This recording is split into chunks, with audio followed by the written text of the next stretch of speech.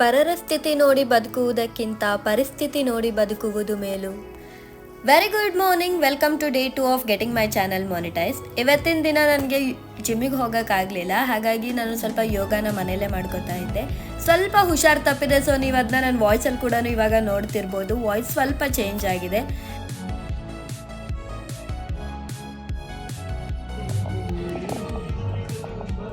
ಯೋಗ ಮುಗಿಸ್ಕೊಂಡು ಇವತ್ತು ತಿಂಡಿಗೆ ನಾನು ಓಟ್ಸ್ನ ಮಾಡ್ಕೊಂಡಿದ್ದೆ. ಓಟ್ಸ್ ತಿನ್ಕೊಂಡು ಆಮೇಲೆ ಆಚೆ ಹೋಗೋಣ ಅಂತಂದೇಳಿ ರೆಡಿ ಆಗ್ತಾ ಇದ್ದೆ. ಸ್ವಲ್ಪ ಕೆಲಸ ಇತ್ತು.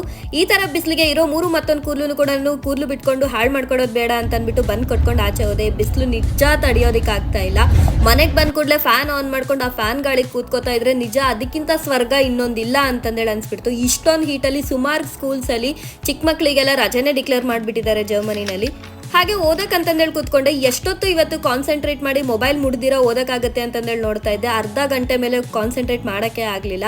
ಹುಷಾರು ತಪ್ಪಿರೋದ್ರಿಂದ ಕಣ್ ಕೆಳಗಡೆ ಎಲ್ಲ ಫುಲ್ ನೋವಾಗಕ್ಕೆ ಸ್ಟಾರ್ಟ್ ಆಗಿಬಿಡ್ತು. ಅದಾದಮೇಲೆ ಸಂಜೆ ನಾವು ಸ್ವಲ್ಪ ಫ್ರೆಶ್ ಅಪ್ ಆಗಿಬಿಟ್ಟು ಆಚೆ ಹೋಗೋಣ ಅಂತಂದೇಳಿ ಹೊರಟೆ. ಬಿಕಾಸ್ ಬೆಳಗ್ಗೆಯಿಂದ ಮನೇಲಿ ತುಂಬ ಬೋರ್ ಆಗಿಬಿಟ್ಟಿತ್ತು. ಸೊ ಸ್ವಲ್ಪ ಹಾಗೆ ವಾಕ್ ಕೂಡ ಆಗುತ್ತೆ. ಆಮೇಲೆ ನಮ್ಮ ಕಿಚನ್ಗೆ ಒಂದು ಹೊಸ ಶೆಲ್ಫ್ ಬಂದಿದೆ. ಸೊ ಅದು ನನ್ನ ಫ್ರೆಂಡ್ ಮನೇಲಿತ್ತು. ಅಲ್ಲಿಗೆ ಹೋಗಿ ಅದನ್ನ ಪಿಕ್ ಮಾಡ್ಕೋಬೇಕಿತ್ತು.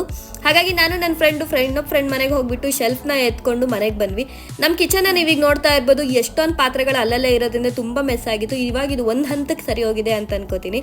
ರಾತ್ರಿ ಊಟಕ್ಕೆ ಬ್ರೆಡ್ ಆಮ್ಲೆಟ್ನ ಮಾಡ್ಕೊಂಡಿದ್ದೆ. ಹಾಗೆ ಹುಷಾರ್ ತಪ್ಪಿರೋದ್ರಿಂದ ಸಿಕ್ಕಾಪಟ್ಟೆ ಹೀಟ್ ಆಗಿರೋದ್ರಿಂದ ಜೀರಿಗೆ ನೀರನ್ನ ಕುಡಿದೆ. ಇನ್ನು ಮಾನಿಟೈಸೇಷನ್ ಇಂಪ್ರೂವ್ಮೆಂಟ್ಸ್ ನ ನೋಡೋದಾದ್ರೆ ಇಟ್ಸ್ +1 ಸಬ್ಸ್ಕ್ರೈಬರ್ ಇನ್ ಯೂಟ್ಯೂಬ್, ಹಾಗೆ +2 ಫಾಲೋವರ್ಸ್ ಇನ್ ಇನ್ಸ್ಟಾಗ್ರಾಮ್. ಮತ್ತೆ ಸಿಗುವ, ಬಾಯ್.